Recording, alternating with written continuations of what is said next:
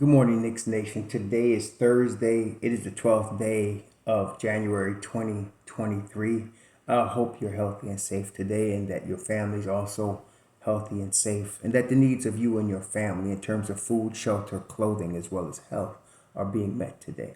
Blessings upon those that work in the healthcare field, doing the life-saving work with the first responders of saving human lives, and those also that do dirty work, picking up garbage for us to keep streets and sidewalks, highways, parks, buildings clean and disease free, and those that do the humble work of making deliveries for our convenience of food, water, mail, and other important items. Double blessings on those doing the rescuing work of helping teenagers and children who are the victims of child molestation to be recovered and brought back.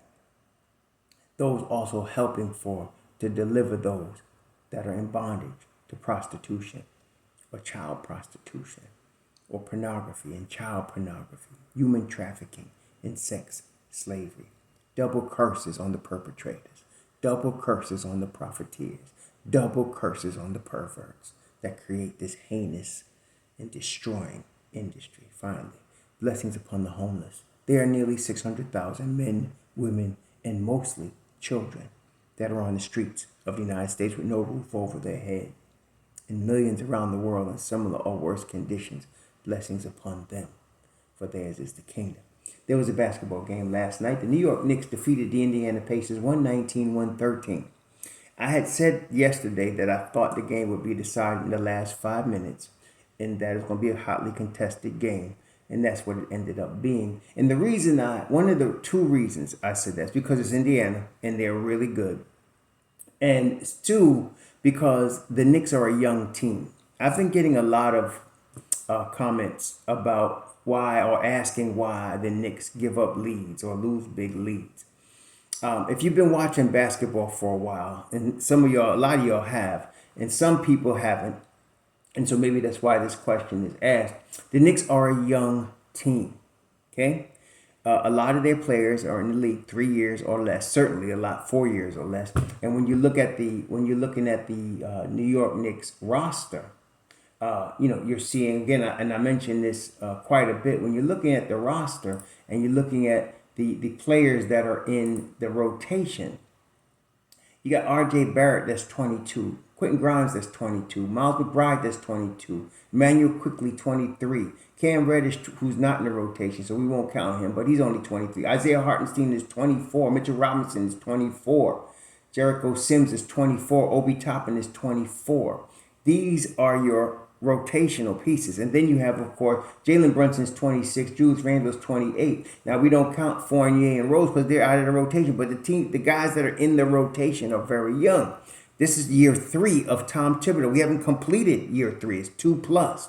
And so in this situation, when you have a developing team, a young developing team, and by the way, Tibbs has them ahead of schedule in what you're going to get from a team like this. But, and this is the thing, it's amazing how in the beginning of the season, a lot of people say Knicks ain't going to make the playoffs. Oh, they certainly are not going to make the playoffs. I heard many platforms say that. Oh, they're certainly not going to play. Maybe the play-in. And here we are in the 6th seed, more than halfway through the season. So according to them, we're overachieving, right? But according to some people in Knicks Nation, Tom should be fired. I mean, it's really sick and crazy, really. But a young team has to learn how to win close games, has to learn how to keep a big lead. Okay? That's part of that word again, development. It's part of development. And so right now, the Knicks are learning how to win close games. Next, the execution part that comes with experience. On the NBA level, perfect execution comes with experience. That's why a lot of teams like Tom Thibodeau likes veterans, because they know what good execution looks like on the NBA level. Okay?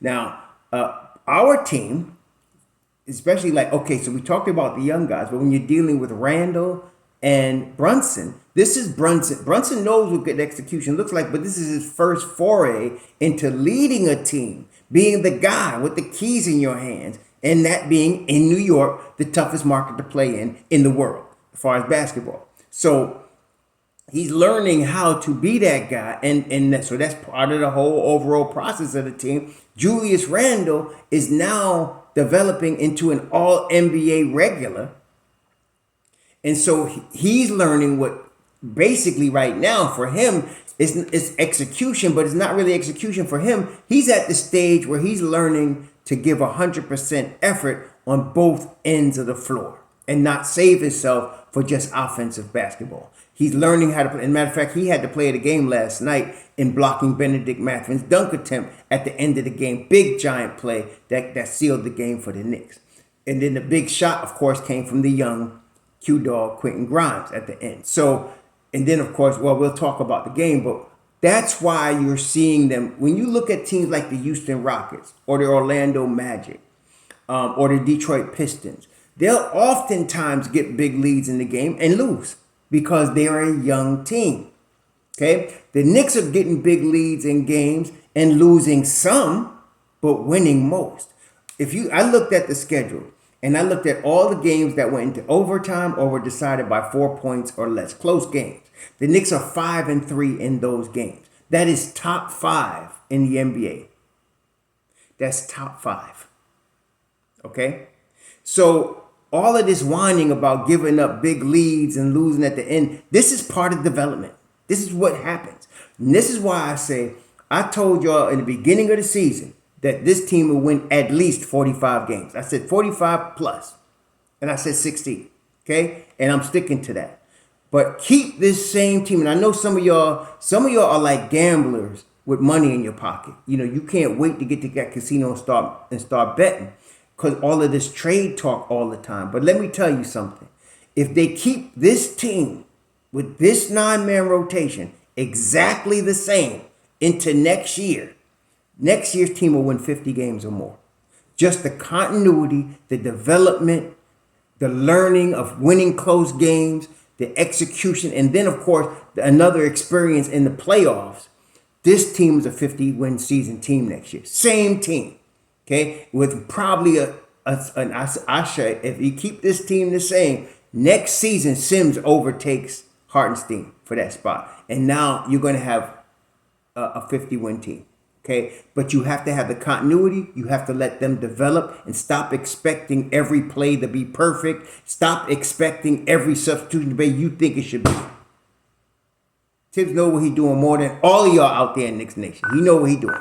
Okay, so the Knicks are basically, to me, where I thought they were going to be. But according to a lot of the platforms and people, if you listen to people that was talking in September and in early October, they're ahead of schedule. Because nobody expected them to be the 6th seed. Nobody did. This channel is the only one that said what I said. This channel, 6 seed, 45 plus. This channel, and I'm not talking about y'all out there. I'm talking about people with platforms. We're the only channel that said that. And I'm saying that to say all of these people should be keeping their mouth shut now. Because the Knicks are winning. Okay? Thibodeau has, and then let me just say this. Every time the Knicks lose, and I mean, every time in the 19 losses, there's a group of people that's calling for Thibodeau to be fired. Every loss. And I find it ridiculous that you want to blame Thibodeau for every loss and yet give him no credit for every win. If you're going to have a balanced mind, and some of y'all, I can't talk because it ain't going to happen anyway, but if you want to have a balanced mind, if you want to blame him for 19 losses, blame him for 23 wins.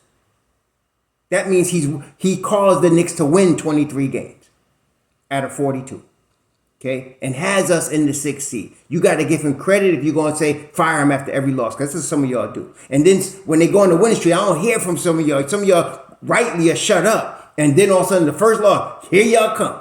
You need to fire Tibbs. No, we're not firing Tibbs. And I'm going to tell you right now, I'm telling you what the real is, not just what I want. I don't want him to fire Tibbs, but I'm going to tell you, Leon ain't firing Tibbs. Dolan ain't firing him. Y'all need to get over that. Go whine in your towel somewhere. He's going to fulfill his contract, and he should. He's going to fulfill his contract, okay? And this whole trade Randall, listen, I was into trade Randall, but again, the weather has changed. The man's about to become all-star, and don't let him be all-NBA. If he's in the first 2 teams all-NBA, He's going to retire in New York. He's going to stay here. And don't let the Knicks win a playoff series. Randall's going to be like Starks. He's going to be like a Knicks legend. He's not going nowhere if that's the case. Okay? And I got to give him credit. Last night was a heck of a game, man. It was a heck of a game. I saw, when I was shocked, surprised, I guess the word is, that Miles Turner was a late scratch. I was not expecting that. And so they were starting Johnson last night. I think his name James Johnson. They were starting him last night. And they had, and I was surprised at that. I thought Isaiah Jackson would start, or Bedazi, one of them dudes would start. But he started James Johnson, he wanted the veteran. And even with that, I wasn't sleeping on him. Okay, wasn't sleeping on him. I knew they were going to be without Neesmith. That's a big part of what they do. But they were a really deep and good team. I told you, their Mobb Deep is serious. They're a good team. And so they came out to play. Now, the Knicks, of course, were spanking them for the first 3 quarters. The Knicks were blowing them out. Okay, the Knicks were blowing them out. I think they got up by as much as 25 points. The Knicks were blowing them out. But again, this is a good team. And then they started dropping them threes. And some of the threes that Buddy Hield was dropping was unbelievable. Like unbelievable. Like it was like Stephen Curry a little bit. I mean, no room, just flicking his wrist and it going in. Buddy Hield was unbelievable.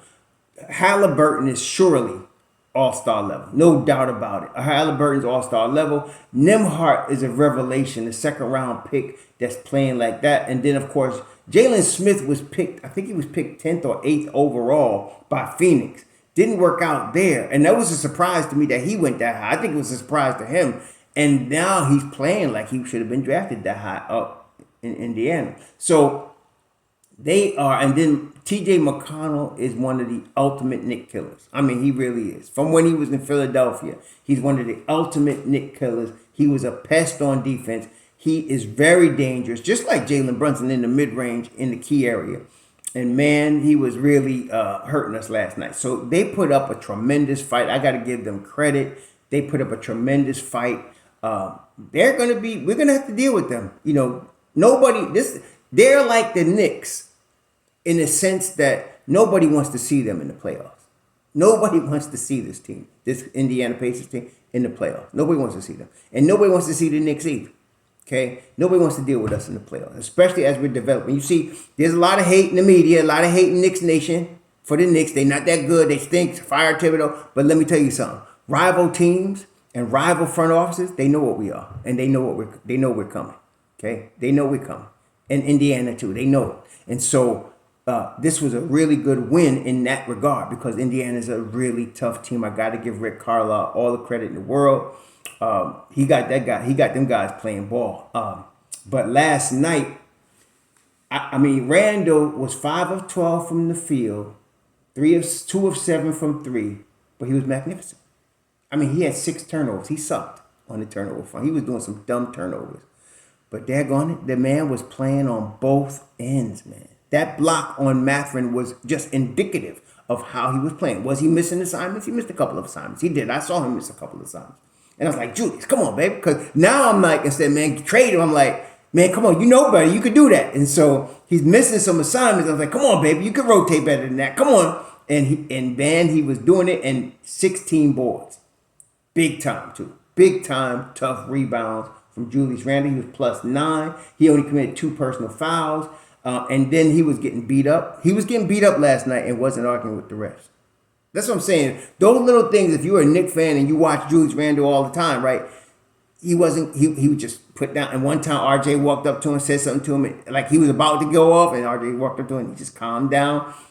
Man, I like what I'm seeing. I like what I'm seeing from Julius Randle. I'm very hyped about him right now. And so I like what I'm seeing from him. If he can continue to do this, the Knicks are going to be really in good shape going down the stretch. Mitch Rob, he showed up. We know he showed up. 5 steals, though. And a couple was straight thefts. You know, just snatch the ball from somebody. It was really good. And then, now he only had 2 blocks. But the rim protection, if you watch the game, it was there. Okay? It was there. 5 offensive rebounds. He was 4 of 6 from the free throw line. Then the return of R.J. Barrett. and he came with a vengeance. And you can see the difference in the team. Okay, you can see the difference. People was like, well, maybe quickly should start. Maybe we should move RJ. Some of y'all, man. But anyway, RJ brought it last night. Okay, he brought it. And so that, if you look at the box scores around the league, what you will notice is a lot of guys are going off right now. And then, like when I read a article where it said Vucevic was upset at the shot selection of Zach LaVine, who scored 38 in that game. And I was like, oh, I get it now. See, there's contractual incentives. It's not just pride as far as the All-Star game. There's contractual incentives. Guys are playing for that extra money. They can get 250, 500, a million more by just making the All-Star team. And they'll get more for being All-NBA. So the All-Star team is easier to make than All-NBA. So you're seeing a lot of guys go off. Ja Morant, Levine, of course, Brunson. They're looking at that extra money in their check from the All-Star. That's what it was. I just realized, I said, wait a minute, there's financial incentives. They got contractual clauses in their contracts that say, you make the All-Star team, you're going to get X number of extra dollars. And so that's what's going on right now. So Barrett is trying to make his case. Brunson's trying. Only one really, I see Julius just playing ball. I don't think he's like pushing for that incentive because, he's just playing ball. But Barrett and Brunson, they got incentives to try to make that All-Star team. So Barrett was tremendous. 27 points. He did throw a key turnover. He threw the ball to Mitchell Robinson when Mitchell Robinson wasn't looking. Maybe it's Mitchell Robinson's fault, but the play wasn't really set. Barrett he didn't do this with the ball when he didn't do this. That lets everybody know the play is on. You get the ball out of bounds and he slapped like this. That means the play is on. He got the ball and threw it to Mitch Rob. And Mitch Rob wasn't ready and it bounced off him. That was a key turnover down the stretch. But other than that, 8 rebounds, 4 assists, 27 points, 4 of 12 from 3. Not the greatest, but 5 of 6 from the line. But he hit some big shots, Mr. Rowan. So, yeah, he's back. And the Knicks are back. And the 9-man rotation is back. Now, Quickly played 26 minutes. Tom went very light. He actually went 6 deep yesterday because Toppin played 9, Hartenstein played 9, and McBride only played 6. Now, that's dangerous. Last night, that's dangerous. And then, of course, we did have 21 assists. Okay? And Brunson, let's talk about... Now, this is the dude I was waiting on, Brunson. This is the dude right here. Now, wait. Quentin Grimes, before I go to Brunson. Big shot. On the bench too long, in my opinion, but that's up to Tom. He comes off the bench after sitting most of the third. Drains a dagger 3. Drains it. I mean, that's hard to do, but 4 of 8 from 3, 6 of 11. He got 11 shots, not as many as I would like. 5 rebounds, 2 steals, 2 assists, only 2 turnovers, 18 points, including the dunk that was the coup de grace at the end. Yeah, we should not have traded him for Donovan Mitchell. Forget Donovan Mitchell. I'm taking Quentin Grimes. Not just for now, but for the future. I mean, he, in my opinion, is a future All-Star. Next year after that, he's going to be an All-Star. I would be surprised, though, if he wasn't on the 3 All-NBA defensive teams this year. He should really be on one of the 3 All-NBA defensive teams this year. He's getting enough minutes now. 30 minutes last night. He should be there. But Brunson. That's what. So last night he only had 4 assists.